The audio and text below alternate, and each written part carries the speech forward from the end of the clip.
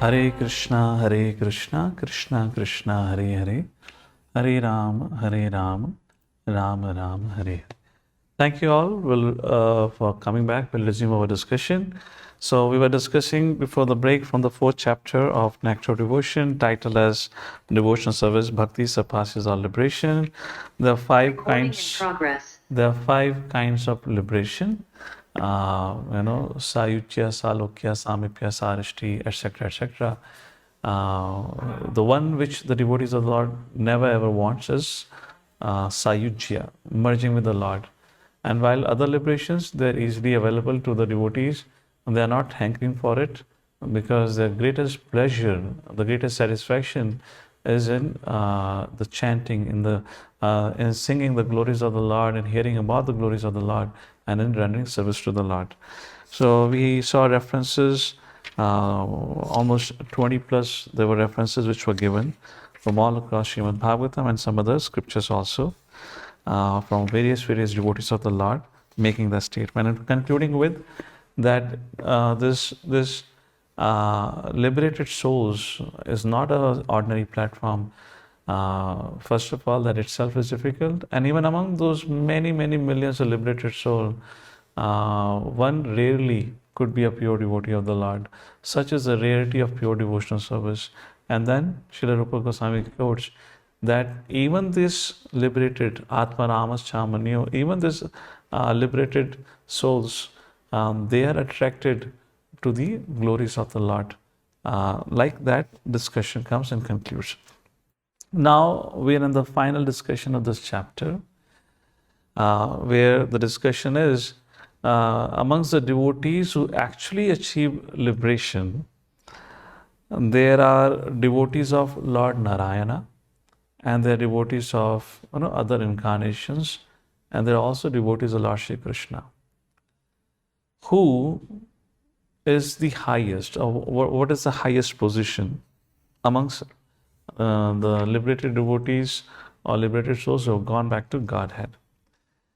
So there are two things to consider into this. Srila Rupa Goswami concludes that devotees of Krishna are the best.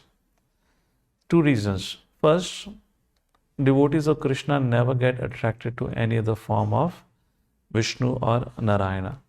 And second thing, whereas the devotees of Vishnu or Narayana get attracted to Krishna. So we'll briefly look at this particular thing. I would say this is a very important discussion. Before I start that, I just want to make sure our fellows are back. Can all our devotees have their cameras on? So at least I know you all are there. So let me reiterate the discussion now, which we're going to have a few minutes, is on the subject matter of the devotees who have gone back to Godhead. There are many devotees, the devotees of Lord Narayana, Lord Vishnu, they are also devotees of Krishna. So among them, Srila Rupa Goswami says the devotees of Krishna are the topmost devotees. How do we understand that? Why Srila Prabhupada emphasized that our destination or our objective is Braj Bhakti, our destination is Vrindavan. So that's the discussion now. How do we understand that? And why it is said to be the highest? Srila Rupa Goswami highlights the two reasons. One, devotees of Krishna are never attracted to any other form of Lord Vishnu. Second, whereas the devotees of Lord Vishnu get attracted to Krishna. And that's where we're going to focus on these two things. All of you are probably aware of the example. Does anyone know any example of any devotee of Lord Narayana getting attracted to Braj Bhakti or getting attracted to Krishna? Any example comes to your mind? Mother Rati Manjari, please go ahead. Kindly unmute yourself.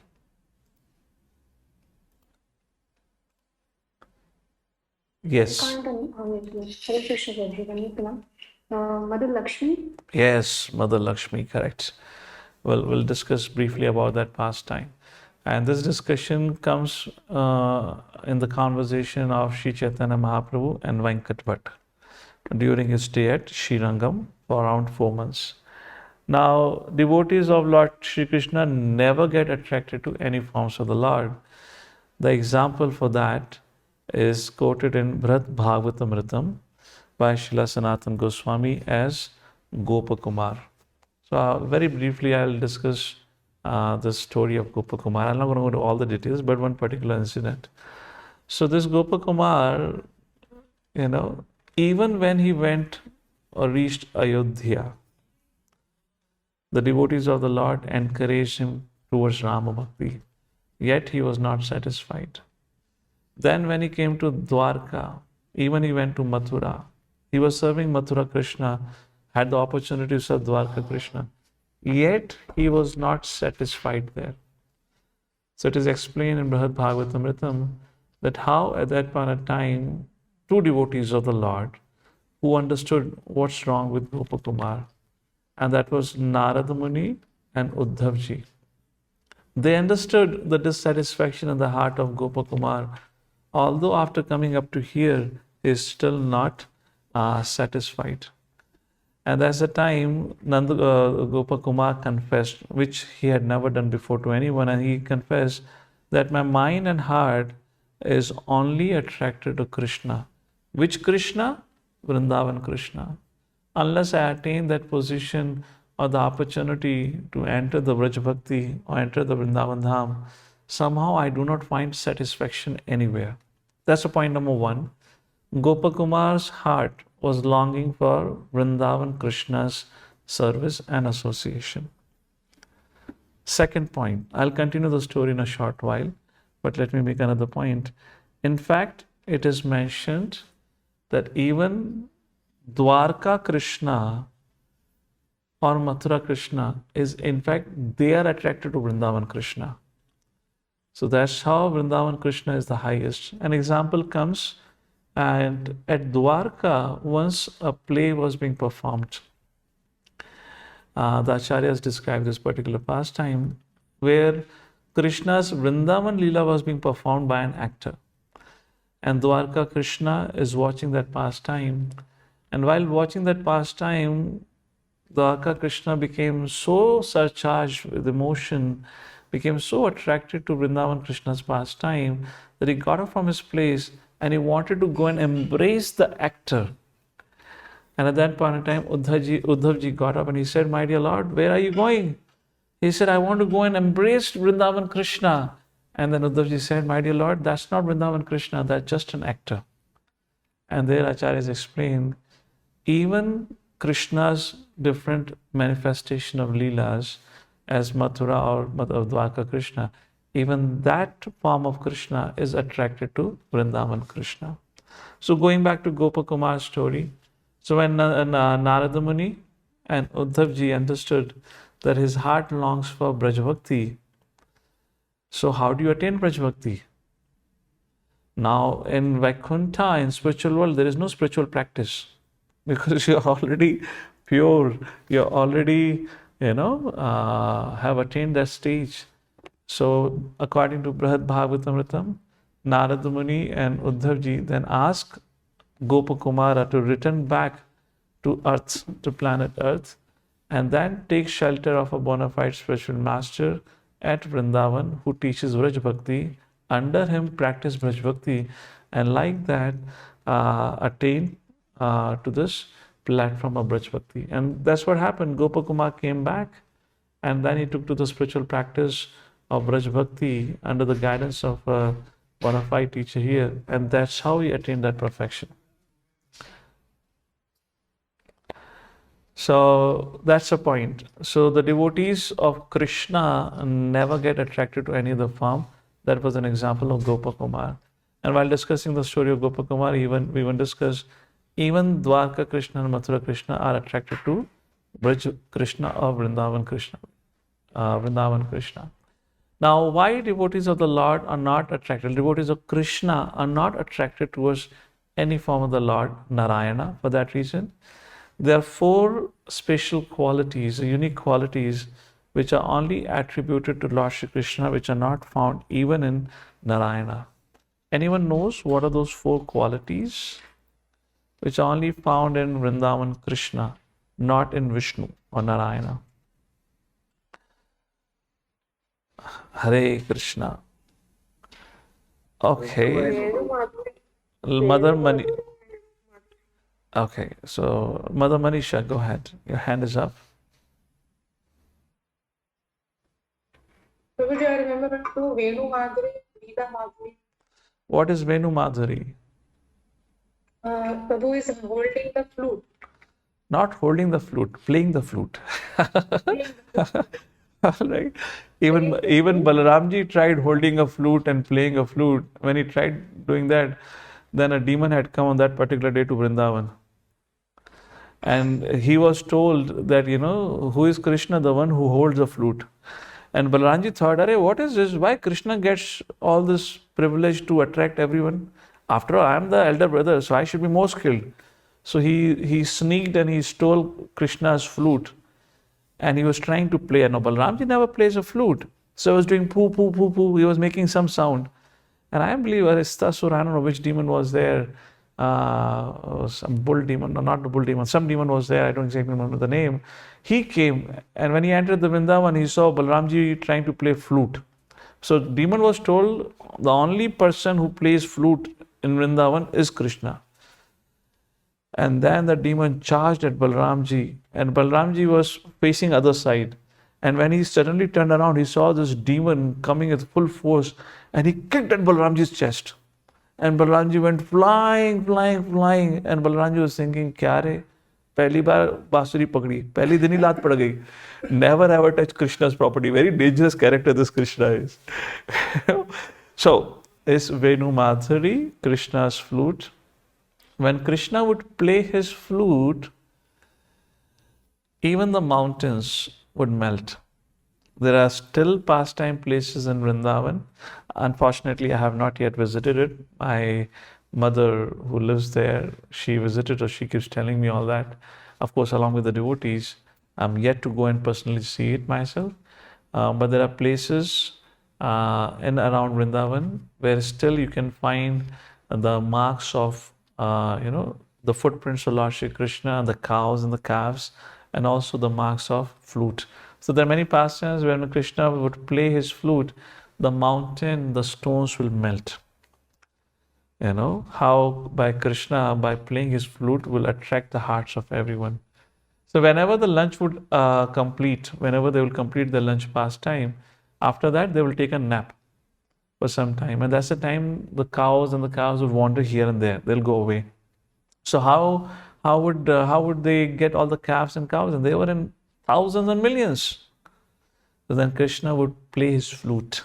So wherever there were the cows and the calves, wherever they were, they'll just keep running. They'll rush to Krishna. And you remember, probably all of you have seen that beautiful picture.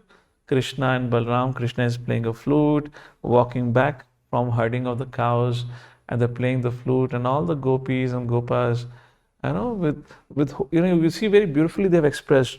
When you're really excited, your upper body becomes like this something. When you're really excited for something, your shoulders moves inward, you're folding your hands like in a great sense of excitement, with a great longing. And you see all the gopis and gopas standing there, and Krishna is playing his flute. So everyone comes out to welcome Krishna. So that's Venu Madhuri. What other three attributes are there which are unique to Krishna? Who knows all the four? Okay, the Rupa Madhuri, the beauty of the Lord. Correct. What else? Venu Madhuri, Rup Madhuri. What are the other two attributes? Prem Madhuri. Prema Madhuri, okay. And what else? Leela Madhuri. Yes, Leela Madhuri. Now, what is Prema Madhuri means? This is particularly indicating to Madhurya Ras, where he is always surrounded by his devotees. An example is of Rasila. We'll talk briefly about Rasila in a short while. So, Venu Madhuri, Prema Madhuri, Rupa Madhuri, and Leela Madhuri. Now, does Vishnu performs Leela? How many of you know any Leelas of Vishnu? There is one Leela called as Yoga Nidra Leela, which we like a lot. You understand Yoga Nidra, right? Sleeping Leela.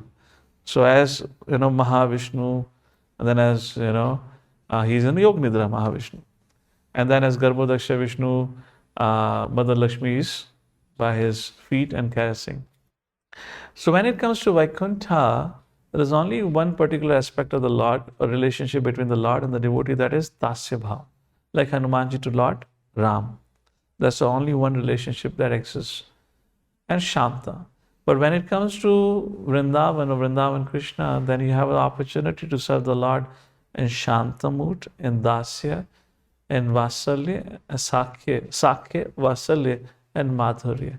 So that is why Krishna said Leela Madhuri, where he performs, incredible pastimes. And among them, the foremost is Rasa Leela.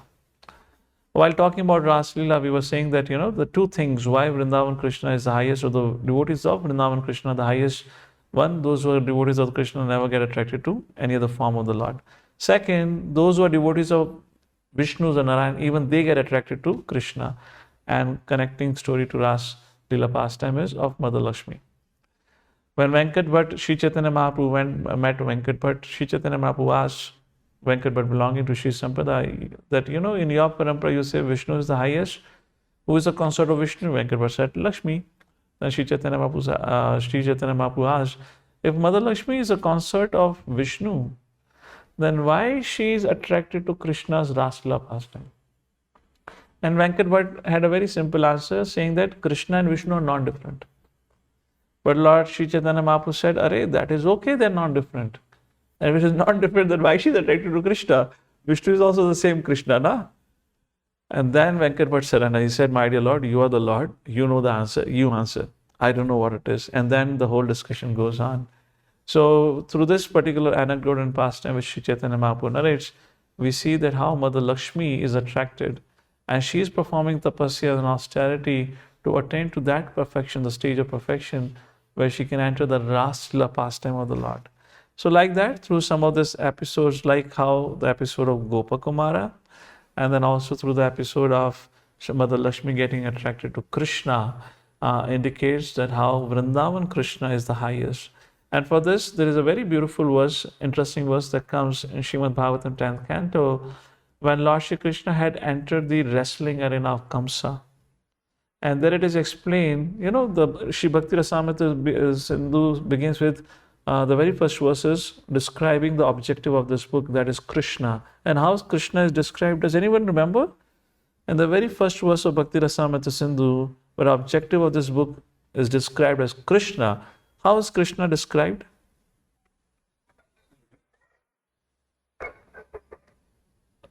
Okay, Maidhani, please go ahead, Mother Maidhani.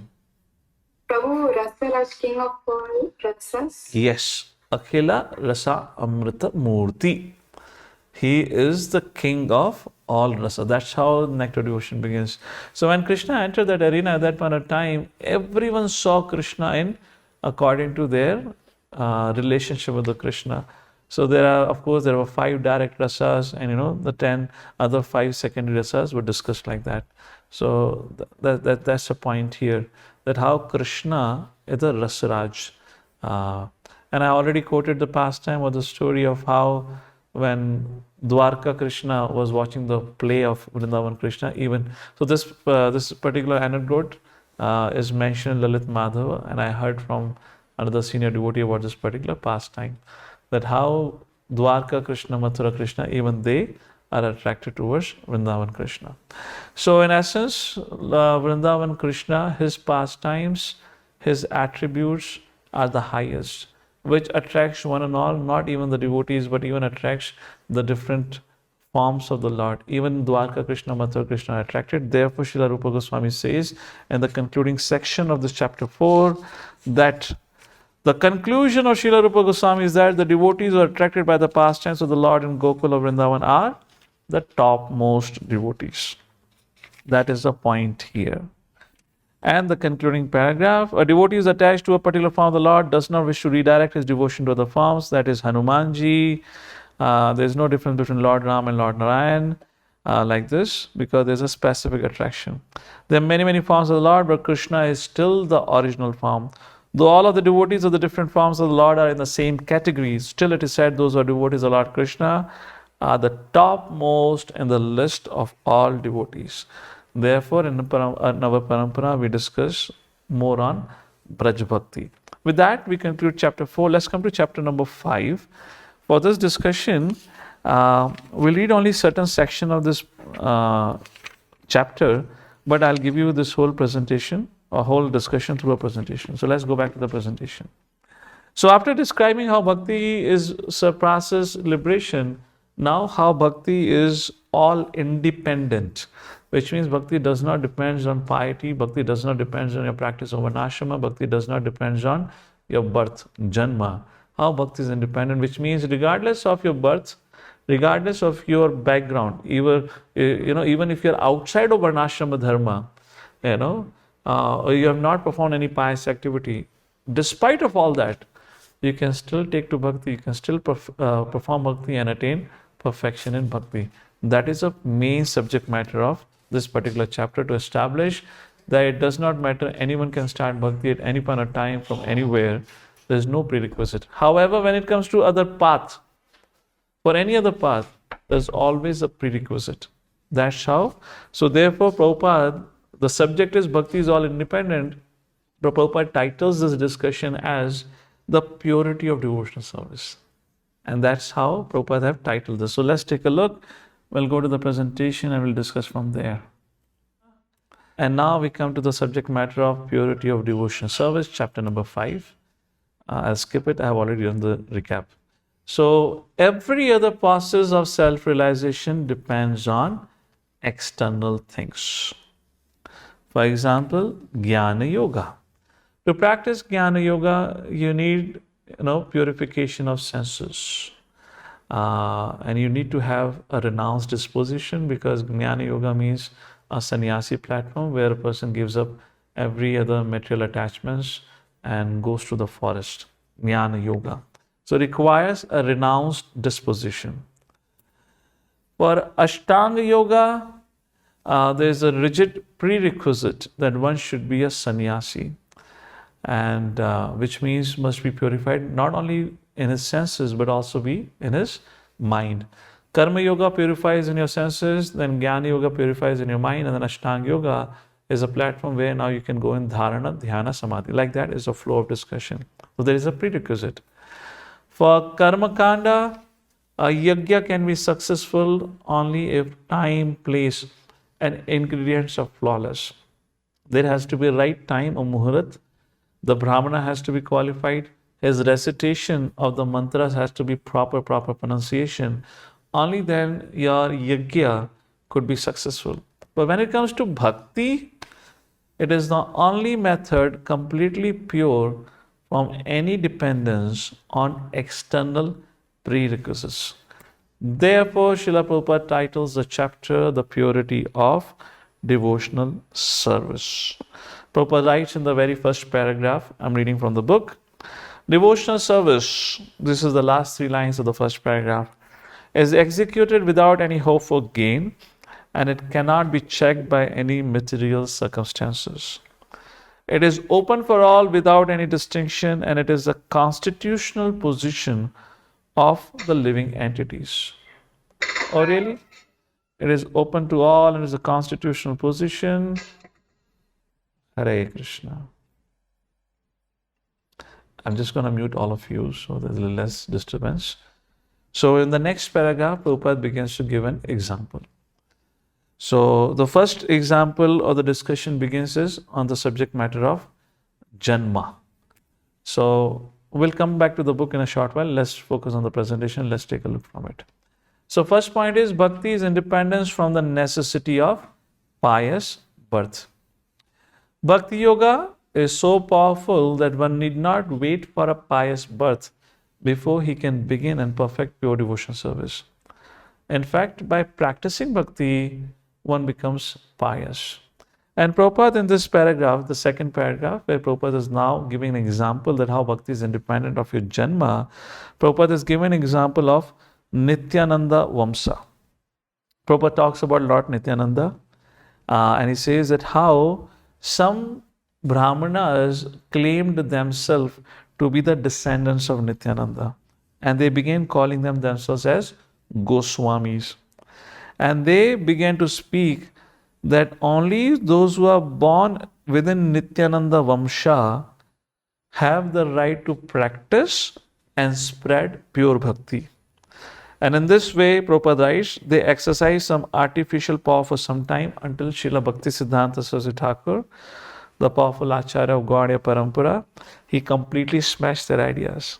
Prabhupada writes, there was a great hard struggle for some time, but it turned out to be successful, which has corrected and practically established that bhakti is not restricted to a particular class of men. Now, let's take a look back on the slide, some other points here. Bhakti independence from the necessity of pious birth. This is Srimad Bhagavatam, 11th canto, 12th chapter, verse number 6 to 9, speaking on this subject matter. Would anyone like to read what is there on the screen, please? In Hare Krishna, in every yuga, many living entities entangled in the modes of passion and ignorance gained the association of my devotees. Thus, such living entities as the Daityas, Rakshasas, birds, bees, Gandharvas, Apsaras, Nagas, Siddhas, Charanas, Guhakas, and Vidyadharas, as well as such lower class human beings as the Vaishyas, Sudras, women, and others, were able to achieve my supreme abode. Vritasura, Prahlada Maharaj, and others like them also achieved my abode by association with my devotees, as did personalities such as Prasaparva, Bali Maharaja, Banasura, Maya, Vibhishana, Sugriva, Hanuman, Jambavan, Gajendra, Jadayu, Tuladhara, Dharmavidya, Kubja, the gopis in Vrindavana, and the wives of the Brahmanas who were performing sacrifice. Hare Krishna. So here it is mentioned that it doesn't matter to what class you belong to. Even if you don't belong to human race, you can still become a pure devotee of the Lord. Example of Bali Maharaj is given, not Bali Maharaj, our Hanumanji, Gajendra, Jambavan, Sugriva. These are not for human race.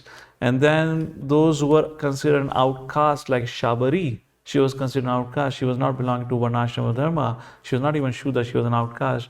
She became a pure devotee. Like that, many, many examples are given here. The point is, in bhakti, there is no discrimination. In bhakti, there is no prerequisites or any consideration like that. But however, if you look at our mundane life, let's give a very simple example. For anything and everything, we have so many considerations. For example, let's say marriage. All of you probably are far much more familiar on the subject matter. How much, conditions are put forward when it comes to a subject of marriage, isn't it? How the girl should look like, what should be the package size of a man, where he should be residing. There are a lot of considerations. But when it comes to bhakti, even for our material things, we have put so many factors to consider. But in bhakti, nothing matters. That's the whole point. Bhakti is all independent. What matters is our intent and our desire to take to the service of the Lord. So, how all these personalities who are in one sense were outcasts, didn't have a pious birth, how did they all become the devotees of the Lord? For example, Bali Maharaj, Vishwaparva, Banasur, Vibhishan, he was a younger brother of Ravana. So how did they all become devotees of the Lord? The purport mentions the answer. How they all became devotees? By the association of devotees. Please read out somebody the importance of association with devotees. The importance of association with devotees is illustrated in the story of Dharma Vidya, Vyadha. the non-violent hunter. Vyadha, the non-violent hunter, as described in the Varaha Purana. In the previous life, he somehow became a Brahma Rakshasa or a Brahman ghost, but was eventually saved. In a previous Kali Yuga, he had the association of a Vaishnava king named Vasu. The lady Kubja associated directly with the Lord Krishna, and her previous birth she had associated with Sri Narad Muni. The gopis of Vrindavan rendered service so saintly person in their previous birth. Having had ample association with devotees, they became gopis in Vrindavan in their next life and associated with the eternally liberated gopis who had descended there. They also had association with Tulsi Devi or Vrinda Devi. The wives of the Brahmins performing sacrifice had association with women sent by Lord Krishna to sell flower, garland, and betel nuts and heard about the Lord from them. So, like that, from the association of devotees, again, is the same subject matter. How does anyone becomes a Vaishnava? Only thing what is needed is sadhu sangha or association of devotees. Nothing else is needed. And therefore, in many places, Prabhupada writes in his writing, what is the purpose of establishing ISKCON? Why do ISKCON builds temple? Prabhupada's understanding and Prabhupada's perspective on it was to create an opportunity for sadhu sangha. Temple for us is a place where there is an opportunity to hear Krishna Katha, to hear the Sankirtan, and to take association with devotees and also partake in Krishna Prasadam. When somebody is given that opportunity, his ability to take to bhakti, or in other words, there is a natural opportunity for that person to become a bhakta. That's the point. Srila Prabhupada, at his time when he was here in this world, he was criticized for few things. One of the criticism which were given by the Brahmana class, and sometimes his god brother also. Let's focus on what Brahmanas criticized him for. The Brahminical class criticized, or the Shankaracharya Mutt people criticized Srila Prabhupada for making non-Brahmanas, in fact Malechas, Yamanas, giving them Brahmana initiation, teaching them the ways of Sanatana Dharma, giving them the opportunity to worship the deities and Brahminical thread. According to them, those who are born in a Brahmana kul can only get a Brahminical thread, a Brahman initiation. So that's not the fact. We'll discuss some case studies for it. Second thing for which they criticized Srila Prabhupada was proselytizing. Proselytizing means conversion in one sense. But Prabhupada was not doing conversion like what happens in Christian conversions or Muslim conversion. Not like that. Prabhupada was preaching. So there were people who were against the preaching also. I have personally heard where they say, particularly from the Shankaracharya Mutt side, where they say actually there's no need. What we need to do is just speak among ourselves, among our kul. We don't have to go. For example, traditionally it is prohibited for a sannyasi to cross over the ocean. And it was in our parampara, Brahma Mahadva Gaudiya parampara, if ever a sannyasi went across the ocean, and recently in Madhva Parampara also, a few years ago, some sannyasis started traveling, but it is not allowed for that reason. So here, through this discussion, we'll understand this. First of all, bhakti is not a birthright. Anyone can take advantage and become a bhakta. So that's the first point. Let's take more evidences that is mentioned here. Srila Prabhupada, in the famous verse 1.2.6, Savai Pumsam Paro Dharmo, cites, devotional service has no material cause, therefore it cannot be checked by any material circumstances. Ahituki apratihata. Bhakti is rendered without any hope for material gain. Anya vilashita shunyam. It is open for all and without any distinction. And it is a constitutional position of all living entities. These are the points from the first paragraph of this particular chapter. So, why can't we do bhakti for material benefits? The Vedas prescribe two different types of occupation for human beings. As it is said, the bhakti should not be performed for any material benefit. Why it should not be done? There are two paths, pravritti marg and nivritti marg. Pravritti marg means the path of sense enjoyment. Nivritti means moksha, the path of renunciation. Now, why without sense gratification? Now, if we are engaging into a sense gratificatory activities and that's our aspiration or desire, then but naturally we get bound to this material world. We to that degree cultivate more material desires. Bhakti is a nivritti marg, which means path of liberation, which means getting freed from all material aspiration. Therefore, bhakti should not be performed along with material desires. And Srila Prabhupada writes in the purport, somebody please read out the purport which you see on your screen. Taking devotional service for material gain is an obstruction in the path of renunciation, enjoyment in diseased condition of life, which only encourages the symptoms of disease and its duration. Therefore, devotional service must be pure in quality without sense gratification. One should therefore accept devotional service of the Lord without any tinge of unnecessary desire, furtive action, and philosophical speculation. This alone can lead one to perpetual solace in his service. So, why bhakti should not be performed for any cause or for any material hope? We discussed that.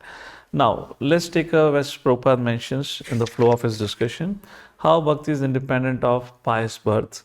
Example, first example, for Srila Prabhupada quotes Bhakti Siddhanta Saraswati Thakur. And he writes about how Bhakti Siddhanta Saraswati Thakur had to fight to establish that pure devotional service is open to everyone regardless of birth.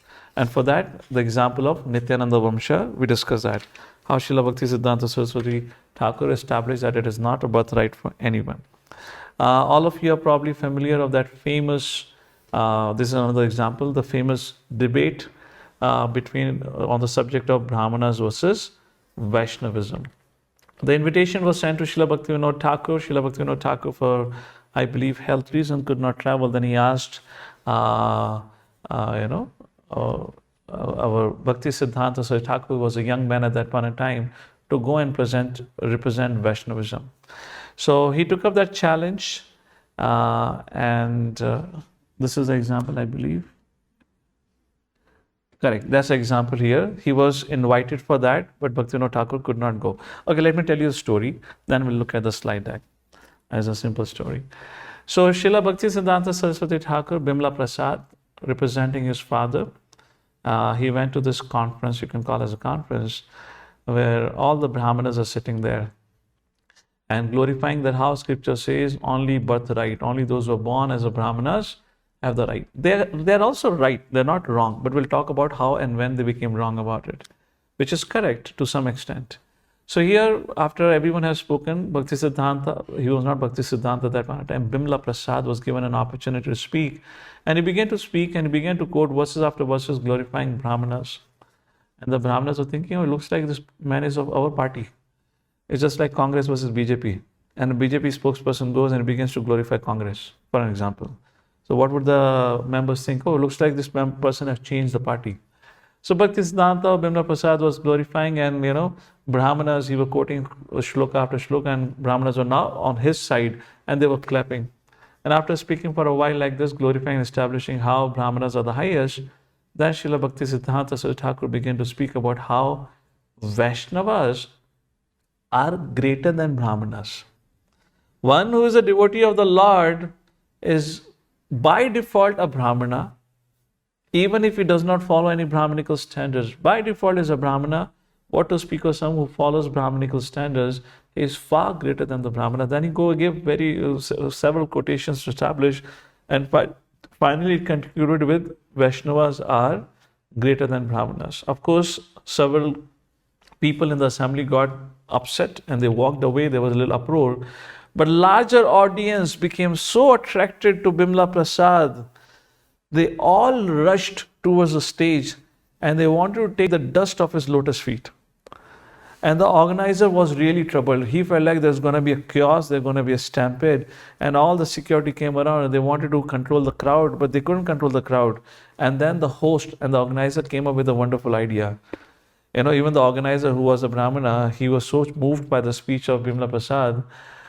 Then he thought, how do I fulfill the desire of all the audience who want to take the dust off his lotus feet? You know what they did? Anyone knows what happened? So he brought Bimla Prasad a little aside of the stage, and he brought a tub which was filled with water. And he asked the revered Bimla Prasad ji to put his lotus feet in that tub. Bhakti Siddhanta Saraswati Thakur of Bimla Prasad put his feet in that tub filled with water, now which has become like Charnamrit, containing the dust of his lotus feet. And that water was sprinkled on the audience. And when the crowd got that water on their head, then they got subsided, and then the whole thing became peaceful. And that's how Bimla Prasad established, and that's a famous pastime that comes, how he established Vaishnavism to be the greatest. Just like in our own parampara, we have an example of Srila Narottam Das Thakur, born into a Kayastha family, which is compared sometimes to Shudra, if I'm correct. Yet he was a pure devotee of the Lord.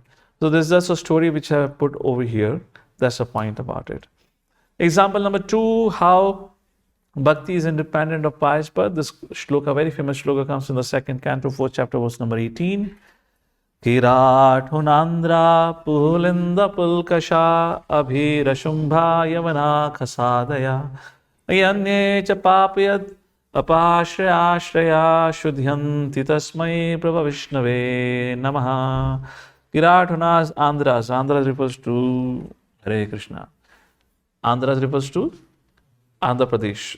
Interestingly, you read the purport. It is mentioned like that. So Andhra is supposed here that way. So, but nonetheless, this is some ancient reference here. So don't mind. Kirat, Hunas, Andhras, Pulindas, Pulukashas, Abhiras. Anyways, these all are races who are said addicted to sinful life. They can be purified by taking shelter of the devotees of the Lord due to His being the supreme power. So, Shudhyanti Tasmaya, back to offer my respectful obeisances unto Him. This is one of the quotation which is given. Then another example comes how Bhakti is independent of pious birth.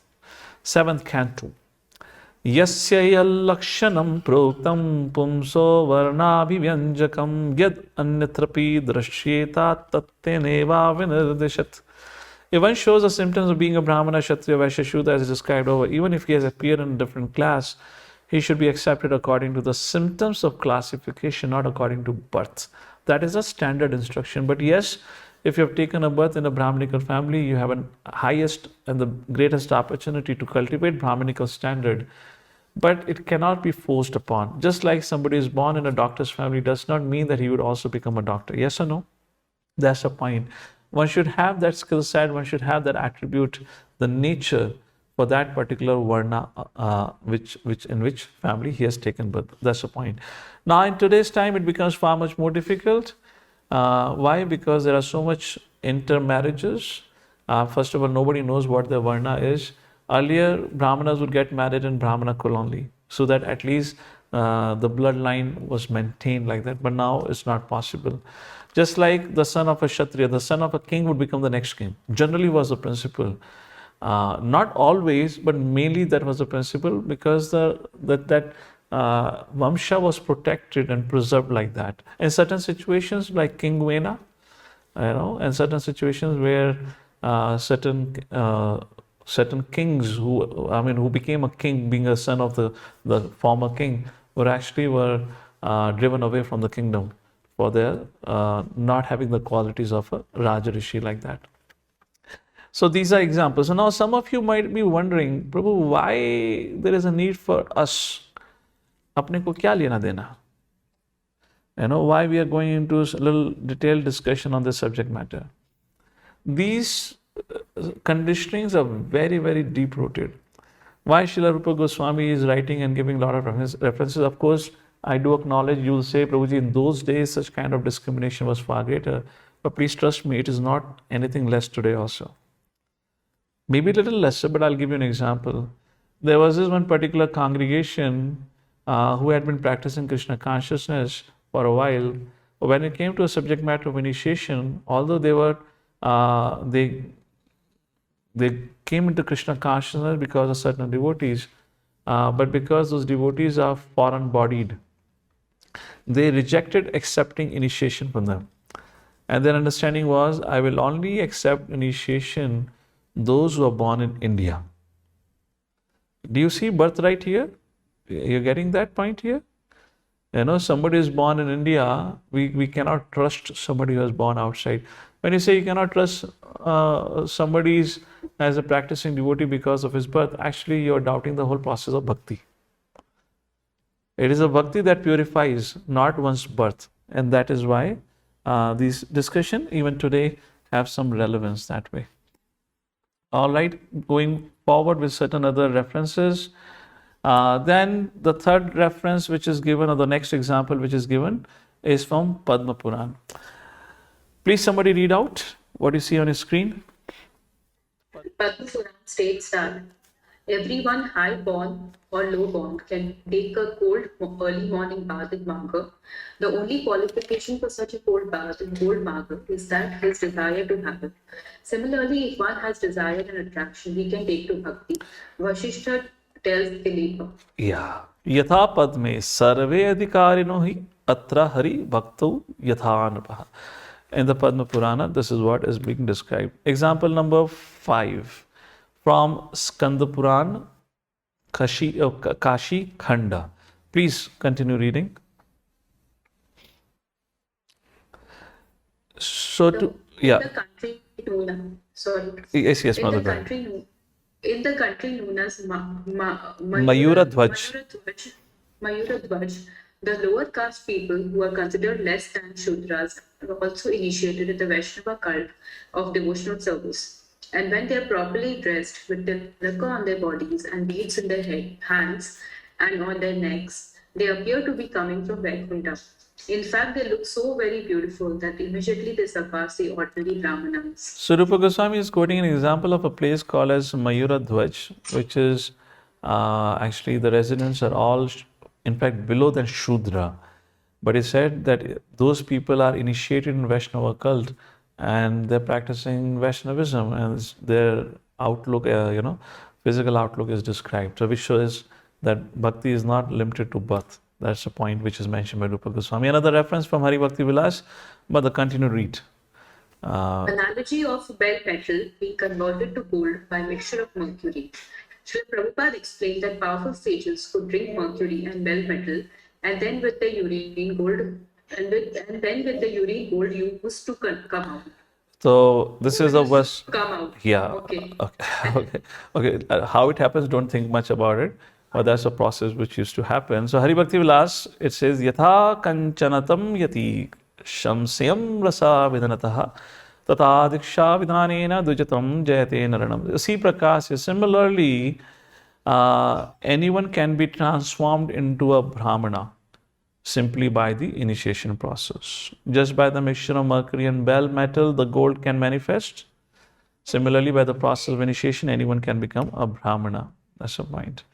Then there are 3 kinds of birth. This is an interesting reference. This is I've just added here because we're talking about birth.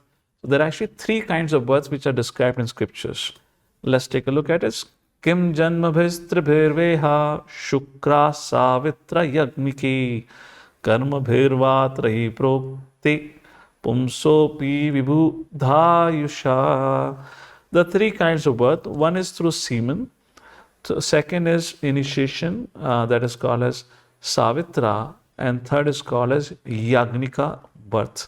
Yagnika birth refers to when one is given an opportunity to worship Lord Vishnu. Let's read the purport of it. Please go ahead, Mother.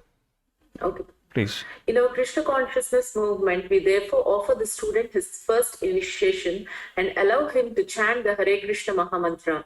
By chanting the Hare Krishna Mahamantra regularly and following the regulative principles, one becomes qualified to be initiated as a Brahmana. Because unless one is a qualified Brahmana, he cannot be allowed to worship Lord Vishnu. This is called Yagnika Janma. In our Krishna consciousness society, unless one is twice initiated, first by chanting Hare Krishna and second by the Gayatri Mantra, he is not allowed to enter the kitchen or deity room to execute duties. However, when one is elevated to the platform on which he can worship the deity, his previous birth does not matter. Chandalopi dvija shrishta haribhakti parayana haribhakti bhinascha dijopi swapachadamaha. Please read. Even if one is born in the family of a Chandala, if one engages in the devotional service of the Lord, he becomes the best of Brahmanas. But even a Brahmana who is devoid of devotional service is on the level of the lowest dog eater. If a person is advanced in devotional service, it does not matter whether he was born in a Chandala family, he becomes purified. So how does initiation process within ISKCON? Prabhupada explains, and how one can enter, who is allowed to enter or do deity worship. That was the point. It doesn't matter what has been your birth or background. Through the process of initiation, everything works out. Very beautiful purpose. It continues ahead where the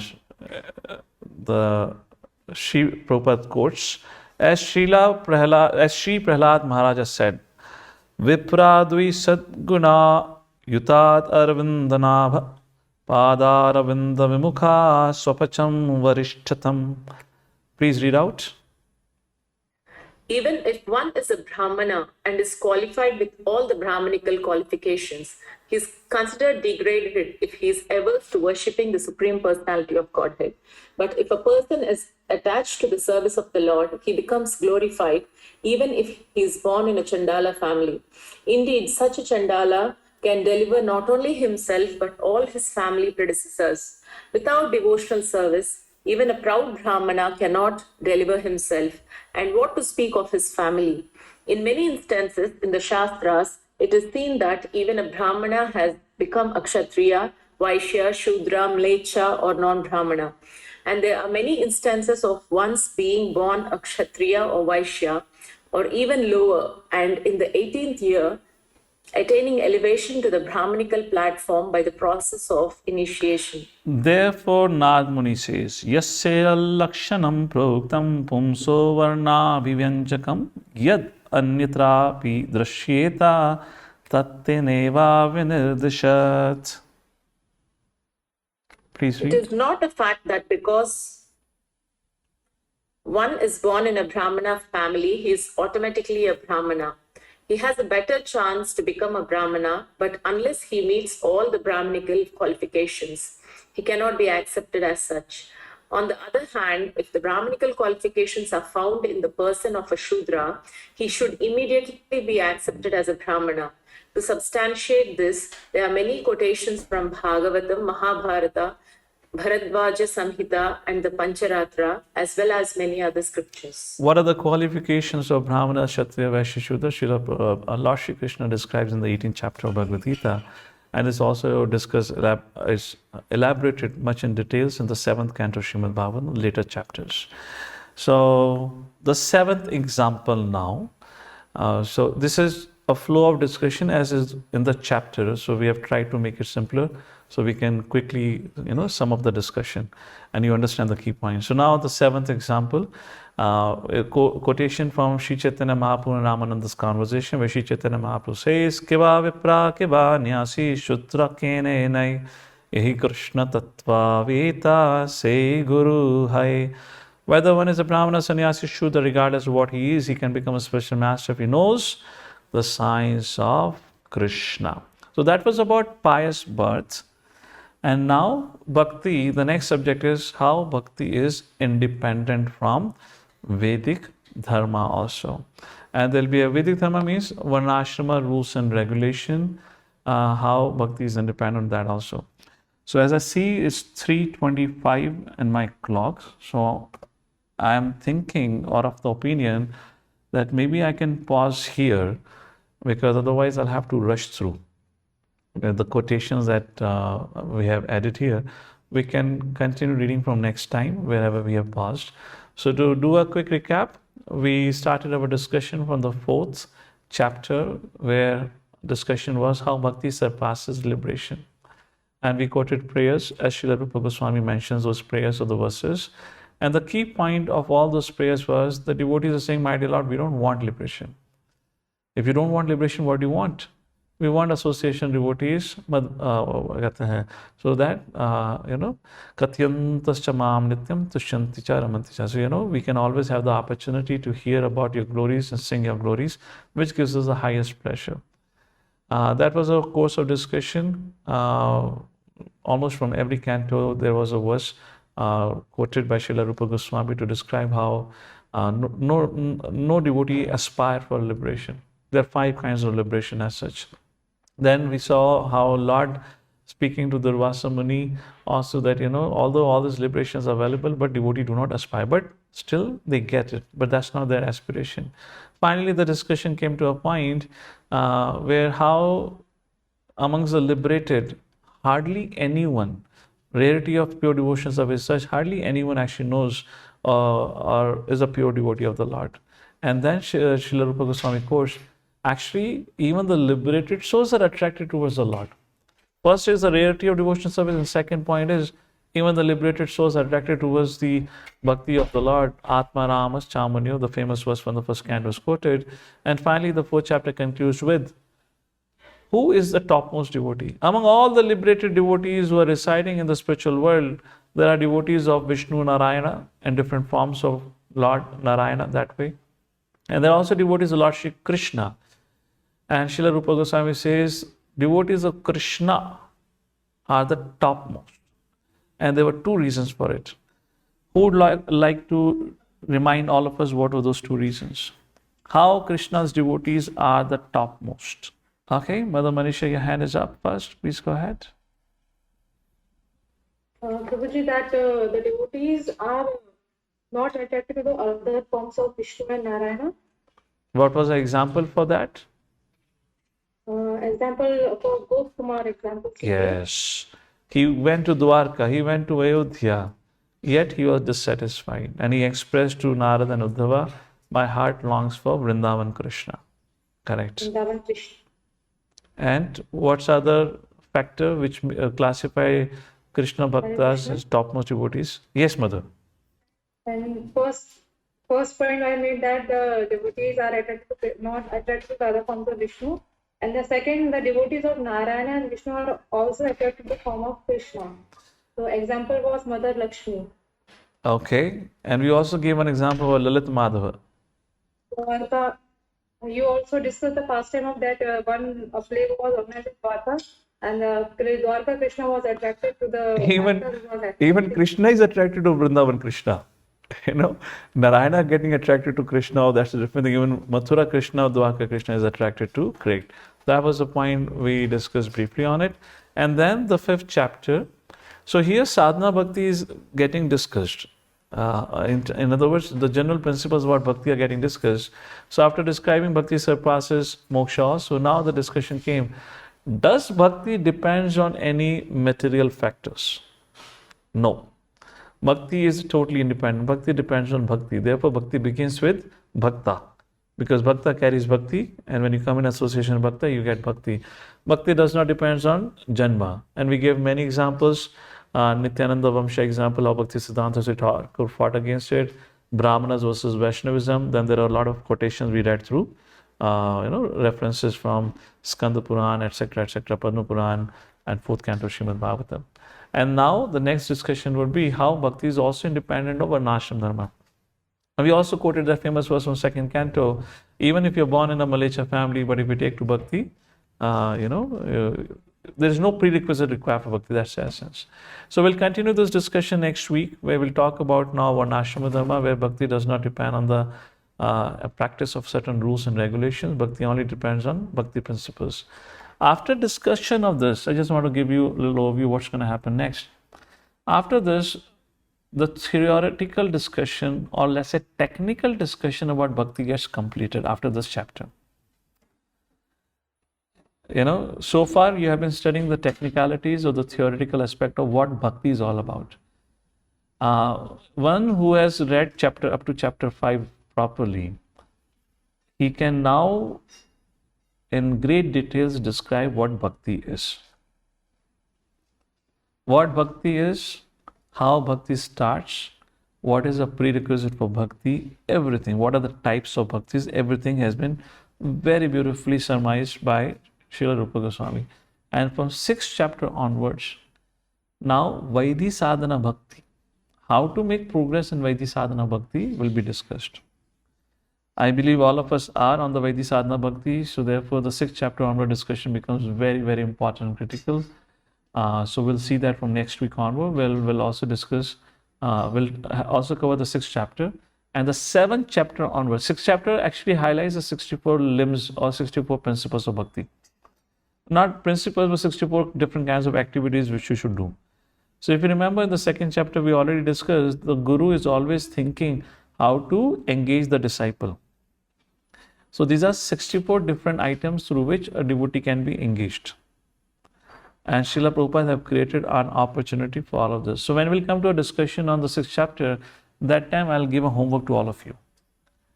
We'll discuss that homework where all of you, or one or two of some of you will have an opportunity to give a presentation. And if you want to start working from now by reading it by yourself, the subject matter is how Srila Prabhupada's morning program contains, if 64 or if not, maximum of those activities.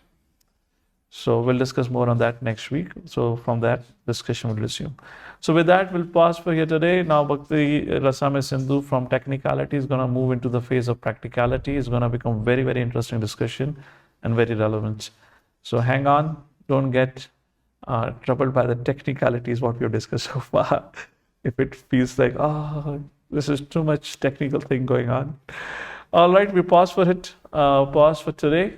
So any questions, comments, or any clarification on the discussion? Yes, please. Jai Prabhu.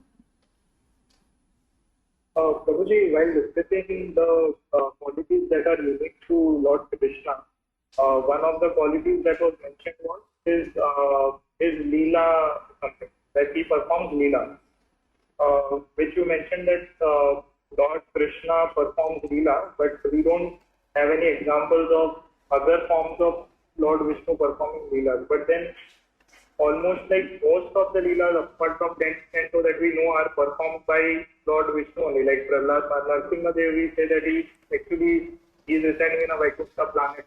He is not Krishna, not residing in Krishna. But so all the maximum pastimes that we know, apart from 10 canto, are actually pastimes of Lord Vishnu. They are proper pastimes, like in relation to devotees, like Amrish Maharaj or whichever pastimes he says. So how is that unique to Krishna? See, Krishna's Leelas are all attractive.